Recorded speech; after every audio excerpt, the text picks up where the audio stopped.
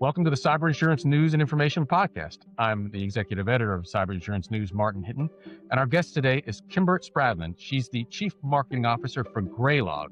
What does all that mean? Well, we're going to have Kimber explain that. But what we brought her in today to sort of center on was the need for clear communications in the broader context of cybersecurity. It's something we all need to understand. Every employee, every person is a part of that world. So without any further ado, Kimber, thanks so much for joining us today. One of the things we touched on in the recent article that we have featured you in is the importance of understanding, and we started with a really fun mention of your mom. We've all got moms. So tell us again what that means and how your mom and MFA relate to each other. Yeah. So of course everybody loves to use the anecdote in technology, right? Explain it so my mom or my grandmother could understand.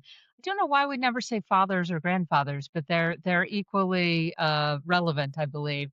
What we were discussing was really the up-leveling of knowledge around cybersecurity. So that is, I think, one of the positives that I've seen. It's taken a lot longer than I would have liked. I've been working in this space for a long time. But my mom came to me, oh gosh, I think I was telling her about deep fakes and AI and how voices and video can even be cloned. And she was very proud to tell me that she had turned on MFA, multi-factor authentication, on all of her apps and devices. And so that was a big moment for me, that she knew what that technology meant, knew what the acronym meant, and that she understood the importance of it. And in many ways, I think that has been successful over all of our worries about passwords and educating people about the length of the password, the complexity of the password, because multi-factor authentication in many ways is easier, right? Putting it on their phone, and there's lots of evidence around. It's not just children that are addicted to their phones; it's all age groups. And I know my parents don't go anywhere without their phones, so I think it's not just kids that are addicted to their phones. There's lots of data out there that every age group doesn't go anywhere without their phone attached. So the beauty of multi-factor authentication is it is more secure, and it's actually easier to use for people of all generations. So that's been a big win over the last few years. So that sort of moves us into your role as a uh, CMO, which is not Chief Mom Officer, but Chief Marketing Officer at Greylog. And one of the things that you discussed in the article we did was that you've spent 2 decades trying to convince everybody with sort of plain language about the need for this sort of thing. So take me through sort of what Greylog does, and I use the phrase in human terms. I think explain to me what happens, because this is one of those things that occurs, and those aren't techie. All the things that make this work that are invisible to us, and all the digital existence that swirls around us in a sort of way, really. These are things that happen all the time, and the gray log, the log being the important part, is something that's involved with cybersecurity, forensic analysis, incident response, cyber insurance claims. These little bits of information are sort of like telltales or clues or data that can help understand what went wrong and how to fix it. And I don't know if I've got any of that right, but tell me about Greylog. Put it in your terms. Yeah, so Greylog, the company, we offer log management and cybersecurity solutions, security information and event management. So those are the technical terms. Let's set those aside. Not everybody speaks geek that way. So really, everything that happens in a digital world leaves a footprint. There are traces, there are sensors that the technical folks have installed everywhere along the way to try and figure out what happened. The reasons for that vary. Sometimes it's, where was there a performance blip, right? Where did a transaction fail, in a banking transaction, for example? Where did something take too long and I lost business, if you're talking about a online retailer? So abandoned carts, right? There's all sorts of reasons. The area that I focus in is on the cybersecurity reasons, right? Who did what, where, when, how. And all of that is recorded in very different ways by different pieces of the technology. The applications record it differently than the hardware. Each piece of hardware records it differently. So your phone, your laptop, your computer records it differently than the server from the vendor that's providing you that service. And all of that needs to come together and talk to each other in order to uncover the story of what happened. The very, very basic example is something like user name. Are you Martin, right? That seems very simple. And yet, every piece of that digital footprint encodes it differently. So, M. Hinton, Martin underscore Hinton, user ID, first name, last name. And so all that data cannot tell the story if you don't bring it into one place and ensure that the system understands that that all refers to a specific individual, Martin Hinton. So I'm hearing two things here. One is that you have to get all the things that are like together and combine them in a space where they can be all looked at. And you have to, before you do that, you have to make sure that the things you're bringing in that space are all the right pieces of data. One of the things we talked about in the piece was that, and you just said it very well, there's an enormous amount of stuff, and some of it matters, but a lot of it doesn't, and that you need to coalesce the right information in a space and analyze it in order to understand what went wrong from any perspective, whether it's just a failed shopping experience or banking experience to a security issue. And the challenge here is that for security people, you get an enormous number of alerts, and these things generate alerts, and you have to filter out the noise. And Greylog's role in this is filtering out that noise so that we can focus on what matters, right? You see the tree, not the forest. Is that I don't know, a silly layman's way or Martin's way of putting it? Does that make sense? No, that's a really an apt description of it. It is an overwhelming amount of data, and we in our industry have run into some real challenges around that. Customers have been limiting what data they bring in, all of those log sources, purely for cost basis, both in their license costs, but also in the hardware to store that much data and just process that data. Unfortunately, what that means is that they miss signals because they're just not bringing the data in to find them. And when things do happen and they need to go back and do an investigation, they will find that data is simply missing. So we've been working really hard in this industry to provide a way to really bring a low cost approach to bringing all that data in and then only processing the important data up front, but retaining that full data set in case of investigation needs. And those in the cyber insurance and insurance industry in general should definitely appreciate that, being able to go back in time and uncover what happened is very critical and very important. So that is a key piece of what we do at Greylog.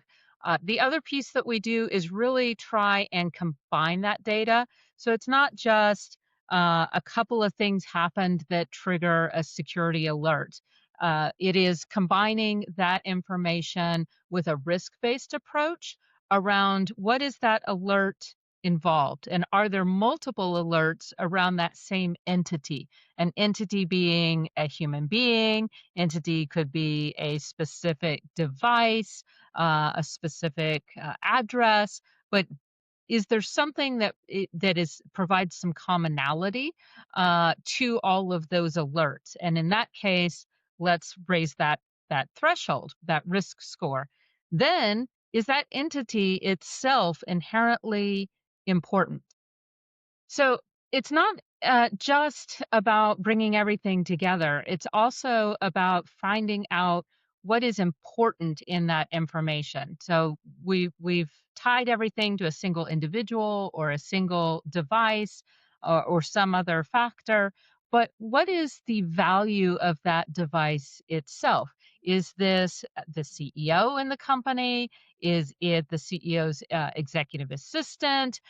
So there's some inherent components there that also should be taken into account in calculating this risk level of a particular incident. So as you bring more and more context into the situation, you can lower the number of alerts into a singular alert that is, hey, we have a real potential incident here, and this is worth investigating. And that does two things. That really focuses your security analysts into into a real investigation, which actually gives them a lot of job satisfaction. It really engages them with their job because nobody wants to just sit around and turn off false alarms all day, right? That is no fun. And it ensures that what needs to be investigated doesn't get lost, the classic needle in a haystack. So that is a really important component of what we do. I mean, so I'm a history buff, and when you talk, what I'm hearing is a scenario where it's the cyber breach that cried wolf, right? If there's too much, it just becomes, oh yeah, here we go again. The alarm bell's going off, and we know this about even trained human beings. If they become immune to the alarm bells, they don't hear the ones that matter because they're always on. And being again, in a very simple way, the it's kind of hard to comprehend because in this environment we're talking about well, what number, like thousands and thousands of data points that may have nothing to do. You made a really interesting point that it steps outside the technical part. It's who's impacted. Obviously, we know this, that C-suite executives, CEOs, people with access to huge parts of the network are targeted more frequently. So, it's quite likely that something that's happening to someone who's higher up the food chain, if you will, or senior to people, so that they have a purview and a view digitally within their environment. If their alarm bell goes off, that should get your attention, right? They're a higher priority target because they create more vulnerability if they're compromised in a digital sense. Is that sort of the one Yeah, we're and talking? it's not always the obvious. The C-suite is fairly easy. Anybody in accounting, in the financial, in the legal departments are fairly easy. But there's a phrase that we've borrowed, and I don't remember its original source, but we call it very attacked people. And the attacker community is pretty intelligent and pretty smart. It's not always the obvious. I mean, yes, of course, the CEO, the legal, the accounting department, but these threat actors are very intelligent and they've learned about certain low level positions and employees can be a very good entry point. And so we've borrowed a phrase that is very attacked people. And so you start to look for patterns where it's not just the obvious, it is those that are kind of getting hammered or that are an entry point or a gateway into a deeper level of access into the system. So those are some of your critical components to really think about when you're looking at your overall security. Don't just tackle the obvious. Go where the data leads you. All of this information in the wake of an attack, and we know that there can be often a long tail from when a breach occurs to when it's noticed and that sort of thing. All of it becomes important with regard to the compliance of an insurance policy in the cyber insurance world. The retention of data matters. Um, One of the things that's a big deal is that this data, while we think it's all ones and zeros and just floats around in the air, actually storing it somewhere can be quite expensive, and it requires real money. It's not some make believe sort of thing. So talk to me about the role this process plays in compliance and retention and cyber insurance coverage and that sort of thing. Yeah, so yes, depending on your cyber insurance policy, what industry you're in, where in the world you're located, that all combines together to give you different profiles for how long you need to retain this data and which data you need to retain. But it all adds up to, even small organizations can find themselves storing terabytes worth of data if they're meeting all of their compliance requirements. And that by itself can be very, very expensive. Storing it in a way that's accessible if you do need it, just in case, and then having very high storage costs is for just in case data is a really hard pill to swallow. So what we're working on is providing that in what is known as a data lake is a very low cost kind of semi processed state of data.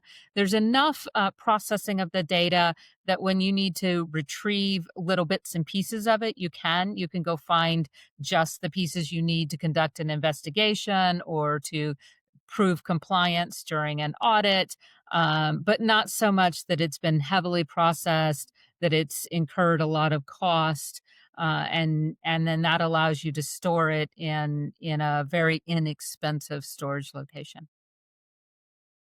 Got it. And I mean, when we say storage, this is storage either on tapes or the cloud. Like there's a variety of ways this can happen, and depending on how much the prices can go. I mean, it can be quite high, can it? It can. I mean, depending on what we call cold, oh, I'll keep it simple: cold, warm, hot storage.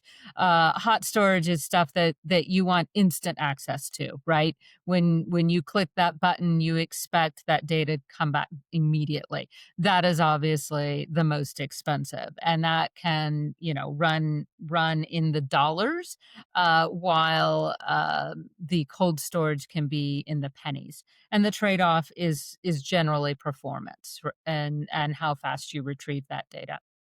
You touched on, one of the things that we've seen in the cyber insurance and cybersecurity space is that a lot of smaller and medium-sized companies underestimate the threat that they face, and as a result, that they, I guess their resilience is less where it should be with regard to cyber attacks. When you look at small or medium-sized organizations, are they under collecting or under retaining any particular types of data? Are they making any sort of mistakes that if you're watching this and you think, oh, I don't even know, or what should I check? What kind of is there any practical advice you could offer someone who's not sure about what they're doing, or maybe Yeah, now has a question? yeah, depending on your size, the smaller organizations, you probably want to look to an MSSP, a managed security service provider, somebody who has expertise and who does this for lots of small businesses. And they can give you good advice and they can handle a lot of the complexity on your behalf. As you start to graduate up out of that zone where you've got 5 dedicated security analysts in-house, right? You're starting to get into a little bit larger organization. Now you're of course wanting to collect all of your audit logs. And you're starting to make some decisions around your performance logs, collecting them, how long to retain them. On your performance log data, honestly, a lot of that you only need to keep that for 24 to 72 hours. You don't need to keep a lot of that performance related data. It is your authentication data, your audit logs out of all of your endpoints, the devices that your employees use, that you want to bring in. Some of your network logs, your network devices, your operating systems, and certain application logs. That is not a small list, honestly. It doesn't take a very big company before that list gets to be pretty big. The other challenge is that many of us, and Greylog is a great example, a lot of our a lot of the business applications that our employees use are SaaS-based, cloud-based applications, and we don't necessarily have access to those logs and that log data. So we can log the things that we control, and some of those applications provide us log data, but not all of them. And that is an area that is increasingly becoming a challenge. It's been a challenge for a while now, but it just continues to become exasperated. Yeah, I mean, I mean, all of this.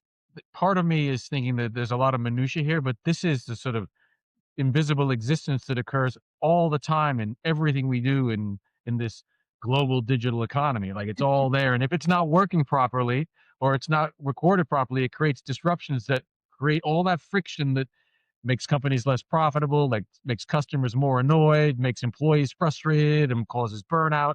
And it's again like like I think I said to you, the idea that all this matters, even though it's invisible to us, is one of those things we just have to get our head around. And whether it's retention and compliance with your insurance policy, or wanting to make sure customers have an efficient experience when they're doing whatever they're doing with the business you have, um, these things can create that in a way that um, it's important to know matters, even if you don't understand it. I guess is the kind of how I Yeah. think about it. At least. Well, and the retention and the compliance didn't come from nowhere. In the cybersecurity industry, we always talk about there being a little bit of a fight between compliance and security. And being compliant does not mean that you're actually secure. But these numbers, these rules, these policies, they didn't just get invented out of thin air. They came about because of a lesson learned the hard way, right? And so that's how they began to get written into these cyber insurance policies and become part of part of your PCI out of the credit card industry. There was a lot of study and a lot of thought that went into setting these thresholds of retaining certain data for a year, other data longer. Some of it is also based on older law, right? And so there's retention laws around how long to keep your tax records, how long you have to keep medical records if you're a medical provider. And as everything became digitized, those same laws just transported over, right? And so if you need to keep your physical receipts for 7 years, then you also need to keep your digital receipts for 7 years. Yeah. I mean, you touched on sort of the next section, and it's you've been hyping since 1997.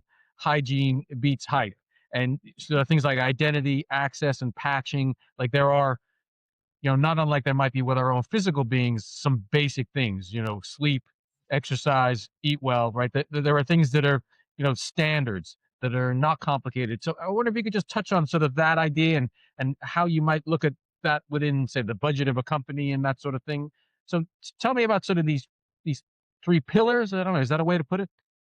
Yeah, yeah. In hospitals, it's washing your hands before and after every patient, drawing a curtain in shared patient rooms, and things like that. So, your basic hygiene will take care of 80+% of your problems, right?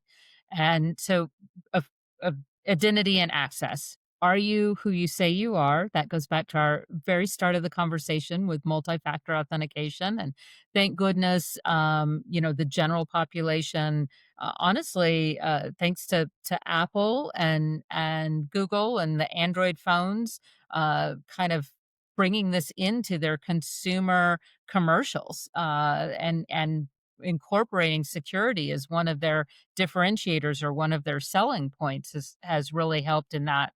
And then, do you have the right to access that information that you're trying to access? That takes care of a lot of things. Patching, staying up to date with your security patches, always a challenge, still a challenge, something that I've has been in my top 10 list, like you said, since '97, and it wasn't new then. I mean, I was a fresh out of MBA school with my accounting degree, going into cybersecurity, and even then there were old hats, talking about these sorts of things. So that's a big one.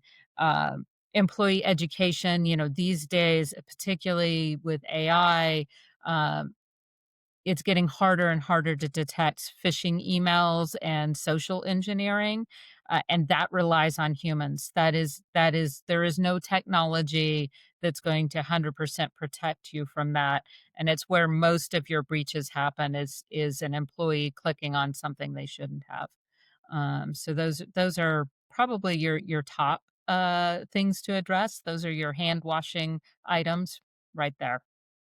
You touched on it just now. When it comes to detection, whether it's AI or a math or algorithm check, what sorts of things with regard to detection in the language that you might see out of an LLM or that's generated for an attack, or whether it's a math driven detection? What about that space? Yeah, so those were all preventive recommendations.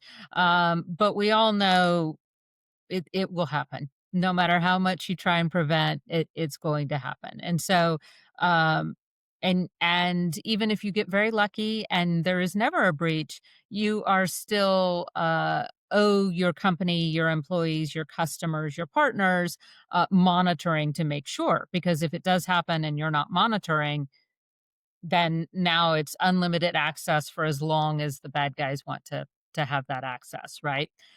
So threat detection is the flip side of that, right? We prevent and we also monitor and for detecting. So that is a very critical component to bring into the equation, and that's really where Greylog lives. So that's the area I'm much more familiar with. Sure. One of the things that we've talked about and touched on, and you did just a second ago, is the idea that cyber hygiene, cybersecurity is not just IT, it's not just your CISO. There is just like an office that people might have keys to. Everyone's responsible for turning off the lights if they're the last out the door, or making sure that the door is locked. And that you need to scale security beyond a few people who have that specific day-to-day responsibility, because the vulnerability, because we're all in the digital space at a lot of organizations. You touched on employees having access to SaaS and clouds and all these entry points that exist as a way we have this. And again, I don't want to sound too negative, because the efficiency created by this sort of technology is, I mean, if you went back even 40 years, people would be like, what? You can do what now? And I think that it's really, really an important, what even email is this amazing instant communication. Obviously, there are more instantaneous places, like I guess instant messaging once was, and what do we call it now? Slack. So I want to talk about how you sort of, how do you do that? I mean, when it comes to that sort of thing, and getting people to appreciate the importance, not unlike mom, of password managers and MFA. And you touched on it just then, and patching, updating. I think one of the biggest undersells you see now is bug fixes is the reason there's an update to this particular app or software. And that could mean anything. I mean, it may not, bug could be, so I guess I'm curious about that part of it, like getting everyone on side, to use the sports expression, with this being something that we all have to be party to, almost. And I don't like to use these analogies, but it's almost like a warlike footing. Like there is an adversary here who is very, very motivated. There's an enormous amount of money in being a bad guy or gal in this space. And protection of a company or a country or even your individual cybersecurity comes as a collective act, right? We serve together like a team. And I guess I'm curious, what advice do you have about getting that message through to people? Because we know human beings and human error is still the great entry point. Social engineering attacks or whatever else it might be. And you don't want to blame the victim, but there is the ability to help people not become the victims or their companies. So tell me about what you think about that stuff. Yeah, it is the biggest challenge. It is fighting natural DNA level human behavior. It cannot be a once a year check the box. I read my cybersecurity policy. I signed it. I did a 6-hour training. Even at Greylog, despite a whole company full of cybersecurity professionals, we do security training. It's part of our certifications that we go through. It has to be very continuous. Unfortunately, it means a fairly strict posture.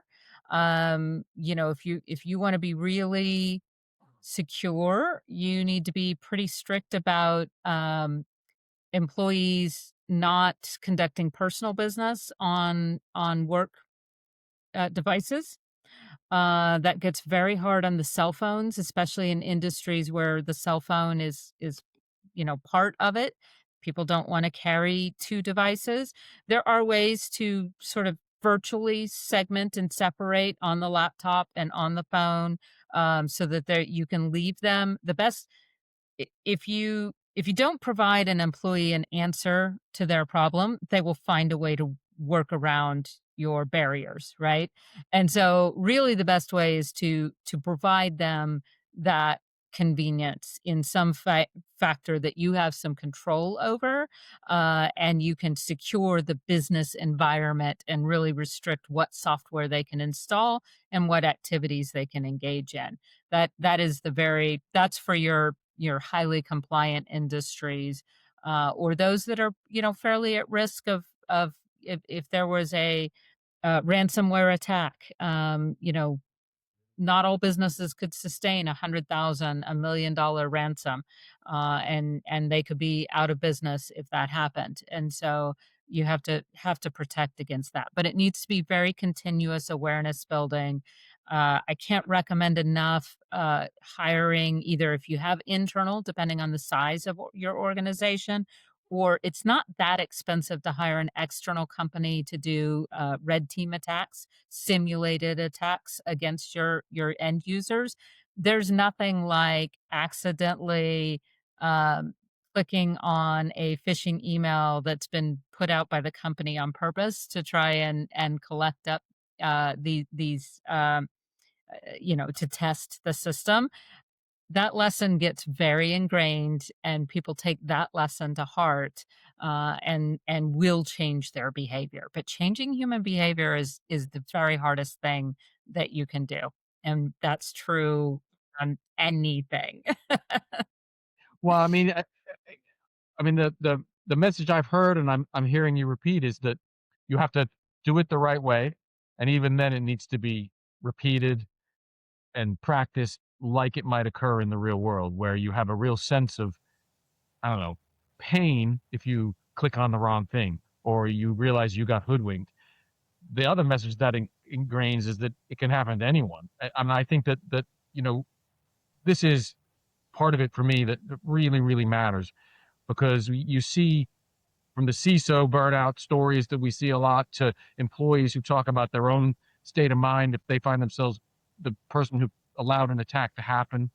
And I've said, this is one of the few spaces where it seems like blaming the victim is still something that happens with some regularity.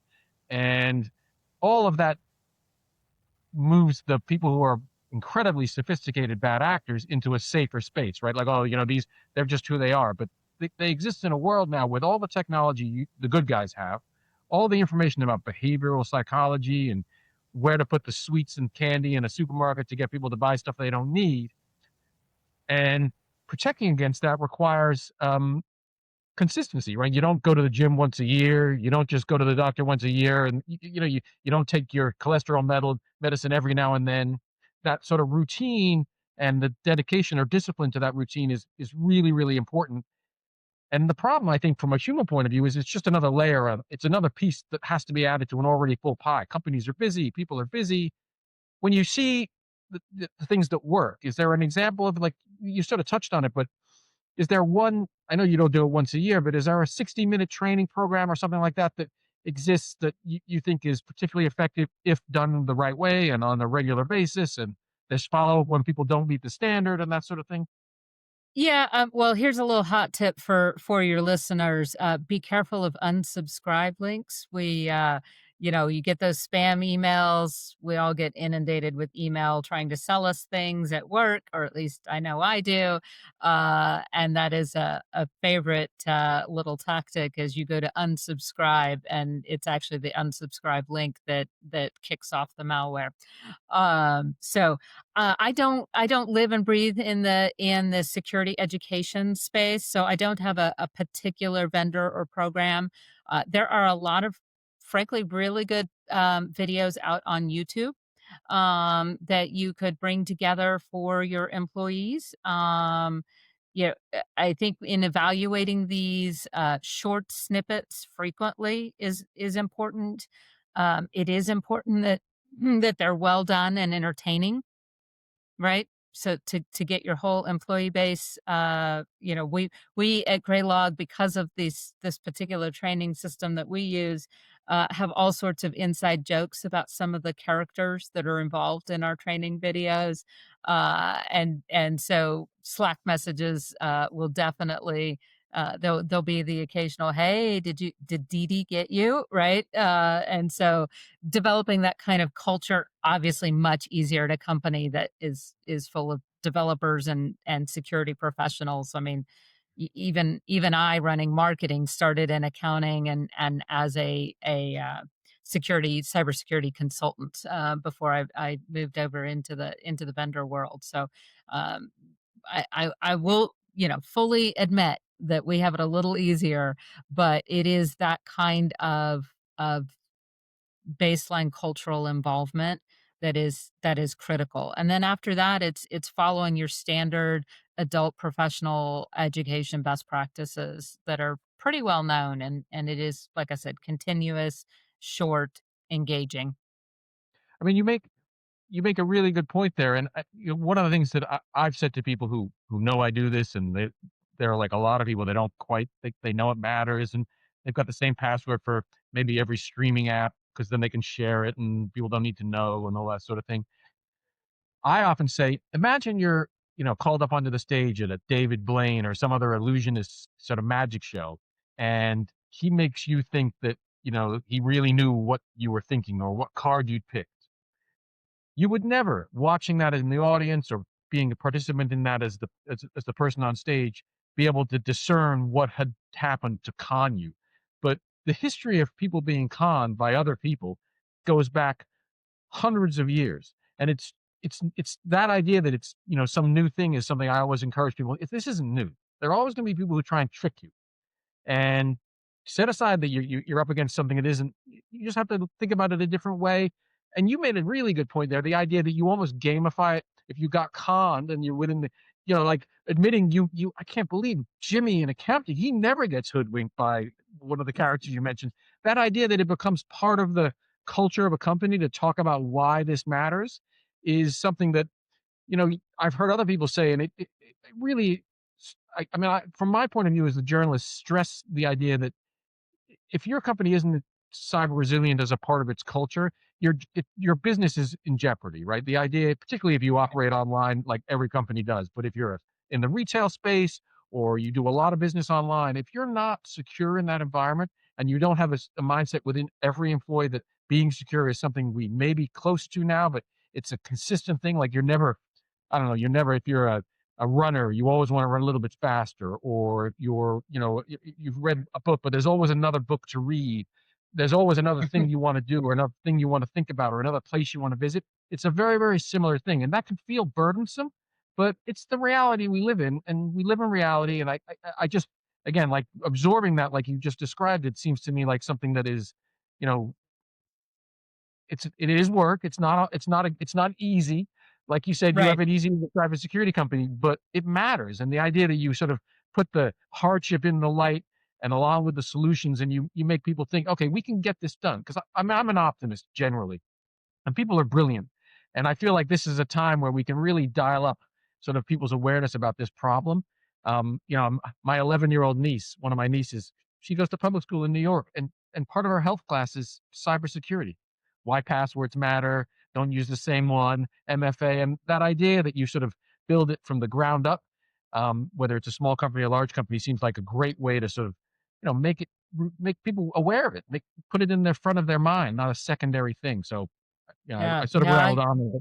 Go on, pardon me. I love that that is happening in the school system, and I think it is an important part, and I find it interesting that that's part of her health class, and yet it really makes sense to me when I sit and think about it, and you start to think about digital literacy and how to know when somebody is asking you for information that they shouldn't be asking you for. The deep fakes are getting better by the minute. Um, Yeah, it's that that's challenge. it's sort of a sideline, but it's a great point because I always, when she told me about it, I always didn't ask her, but I assumed it was an offshoot or an evolution of the security training kids were given for their digital lives was always about becoming the victims of some sort of predator, right? Like Yeah, someone asking for something you don't want. It's not your bank account; it's photos of you and that sort of thing. But I wonder. I also, health class is sort of this big bucket now. I think we probably used to call it home economics, right? Like you can throw anything in there that people think you need to learn, and the curriculum is, because health, what does that mean? It's everything, right?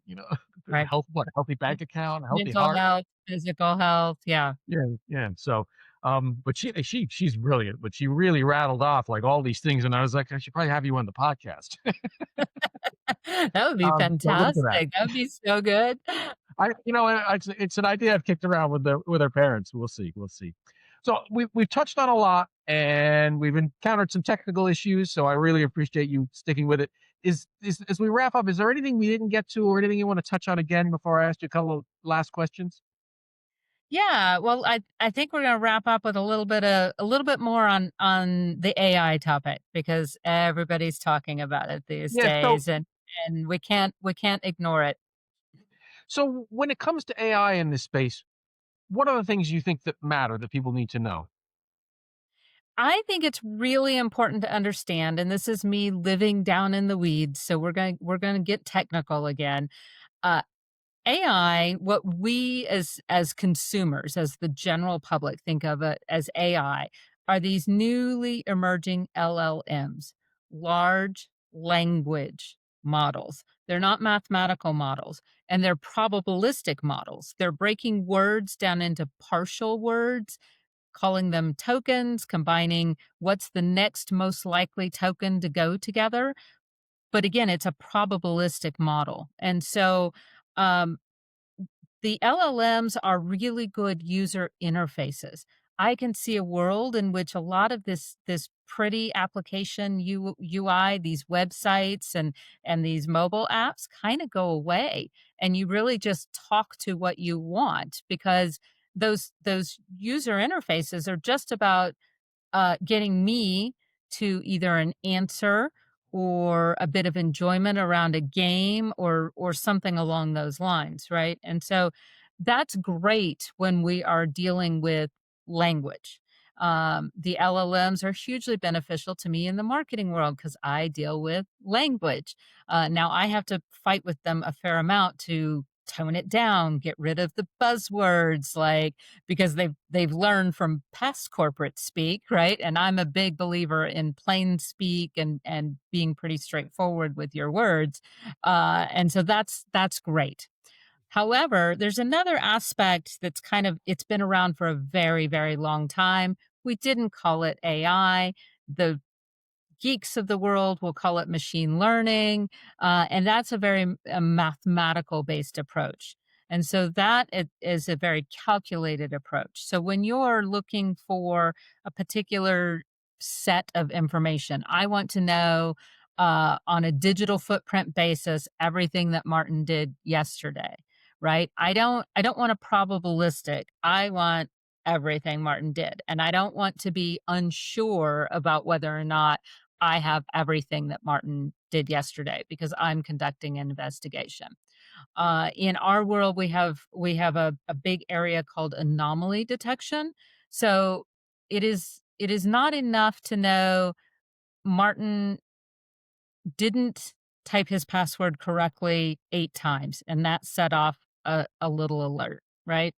And now that contributes to the 10,000 alerts a day those poor security analysts have to go track down to see if somebody was attempting to hack Martin's account or Martin just tried to log in without having his first cup of coffee.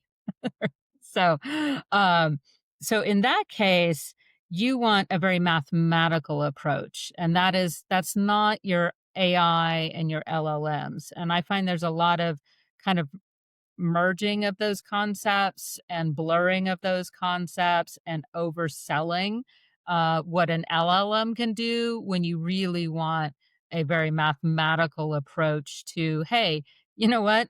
It always takes Martin 8 times to get his password right. So this is not worth a flag. Okay. But, hey, this time it took 20 tries and then okay, now that's out of normal. That is not Yeah. normal for Martin specifically. For Kimber, it's different. I have a very long, very complex password and I can type it without even looking at this point, and I very rarely, type it in wrong to begin with. So if I mess it up 6 times in a row, now maybe that throws a flag for me. And so that's an area that we're going to have to work on as an industry is explaining that to people. and not overselling one to cover up for the other. Yeah. Well, I mean, again, what we're talking about is very, very new. But one of the things that I know, I spent 6 or so years doing military history documentaries. And one of the things that I was able to do was, be out in places like the Southern Philippines with special operations and special forces like Green Berets. Mhm. And I remember lying in a cot one night and, in the middle of the jungle. And there was a Green Beret he was on the night watch. And I was watching him and he was just wandering around. And the next morning at breakfast, I was like, you were sort of wandering around. He goes, well, routine is a death sentence. If you do the same thing every time in this space, it becomes predictable. And you sort of touched on this there. If Martin always takes 8 times to do his password, and we, that's not a problem, right? We know that about Martin. That's a Martin telltale. If suddenly Martin's taking 25 or getting it right in one even to move the other direction, that is a giveaway. If he's outside his norm, then there's a chance that the person who's conducting that action isn't who we think it is or isn't who it should be. And so these concepts of security exist in the physical world in a very real way. I mean, the example I've used in the past to extrapolate out is that MFA is like having an apartment door with a deadbolt and a second lock. You have two keys. You've got to do two things to access the secure environment where your things of value are. That's easy to comprehend when it's your apartment and your dog's in there and maybe your stereo and your TV and your laptop. When you move it into an invisible space of ones and zeros, it's a little bit harder, but think about it like your iCloud, and it's all your family photos since your child was born, right? Right. That's the sort of way I think about it. Yeah, I mean, that's a really, really good point. The idea that there is, the LLM thing is really, really fascinating. I have a joke, total aside. I think one of the reasons they write the way they do is because some of the early stuff they had access to, because they didn't have to worry about any copyright, was press releases. So that's why they write so much like marketing and press releases, because that's one of the things they could get without having to worry about someone coming at them for copyright. And so they write like the superlatives are super, that kind of thing. Yeah. Um, Right. well, that's a really, really interesting. I appreciate it. So anything else before we wrap up? I think we've covered a lot today. I hope everyone learned a little bit about my world, and it does overlap, in the insurance world, cyber insurance in particular. And if you're making business decisions about risk and payback and ROI, you've got to understand what's sitting underneath it, as you said, that hidden layer below the forest, in order to really understand and properly measure what level of risk you're taking. So I'm going to end with three quick questions. One hygiene habit to mandate tomorrow. Ooh, that's a good one. I'm gonna go ahead and assume that you're implementing multi-factor authentication. We'll just because most of your vendors have probably just about forced it to happen on your end users. And so I think my next one would be what we talked about quite a bit, which is the continuous education of the end users, giving them real world examples of deep fakes and phishing emails that are not the Nigerian prince and very obvious and easy to detect, but the ones that are a lot more sophisticated these days. That would be my number two. Is there one AI claim you never want to see again? We'll see if I'm proven wrong in the long run, but the all of these claims about fully autonomous SOCs, security operations centers, and fully AI security analysts, I am not comfortable with that at this point. I think there has to be humans involved, making some decisions, telling it what to look for, telling it what it got right, what it got wrong, making value judgments about how important or critical something is. So I think those claims are very overblown, and I think now, I mean, that's not to say that there won't be fewer humans needed, but there's always got to be a human oversight, or we lose control and we lose visibility. Yeah. One retention rule that's worth the cost or the bill. Um, let's see. There's so many. One retention is the year plus a day of retaining your audit logs. After that, I mean, obviously, legally, if you must keep them longer than that.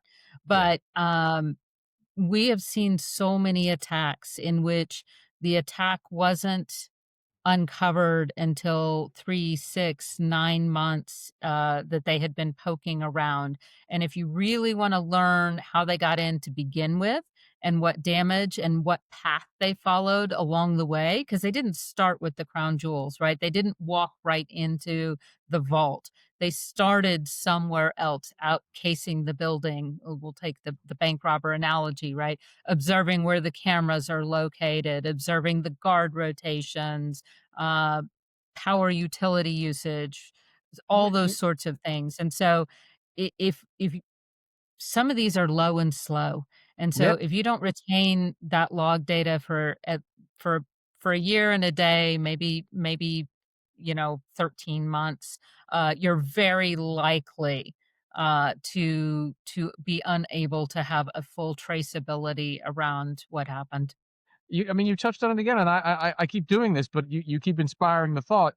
The inside bank job or armored car heist, they don't convince the inside man the day of the robbery. They convince them a year earlier or 6 months earlier. And seeing that first phone call, or getting the security camera or the credit card receipts from the first time they met at a bar and bought beer or whatever it was, that's how you Faking understand what the hell a went wrong. And background, yeah, yeah, faking a background, getting a job with the company, yeah, and so that is, fairly important on the cybersecurity data. yeah. Well, Kimber, thank you so very much for the time. It's been a real pleasure to chat. And again, thank you very much for working through the technical errors. We'll have to check the log to figure all that out. I appreciate it, Martin, I really enjoyed it. Thank you. Yeah. Well, Kimber Spradlin, the Chief Marketing Officer for Greylog. Thanks again for all the time. I'm Martin Hinton. This is the Cyber Insurance News and Information Podcast. If you've got a question or you're wondering about something we touched on, it's probably down in the show notes. If you got a question or anything like that, throw it into the comments. And when I can't answer, I'll revert to Kimber and try and figure out if we can. Very, very grateful for the time today. Thank you so much. Enjoy the rest of your day.